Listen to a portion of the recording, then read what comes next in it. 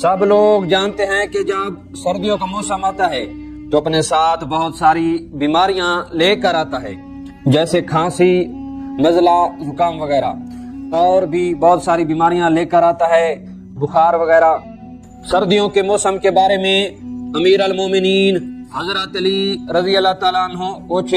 نصیحتیں کرتے ہیں جو میں آپ کو بتاتا ہوں۔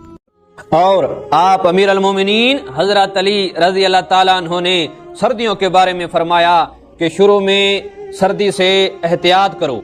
اور آخر میں سردی کا خیر مقدم کرو، کیونکہ سردی انسان کے جسم میں وہی کرتی ہے جو درختوں میں کرتی ہے۔ ابتدا میں درختوں کو جھلسا دیتی ہے اور انتہا میں درختوں کو سرسبز کر دیتی ہے۔ اور حضرت علی رضی اللہ تعالیٰ عنہ فرماتے ہیں کہ سردیوں میں اخروٹ کھانے سے گردوں میں گرمی پیدا ہوتی ہے اور جسم گرم ہوتا ہے، اور فرماتے ہیں کہ گرمیوں میں اخروٹ کھانے سے پرہیز کرو، کیونکہ اس سے جسم میں گرمی پیدا ہوتی ہے اور یہ زخموں میں سوزش پیدا کرتا ہے۔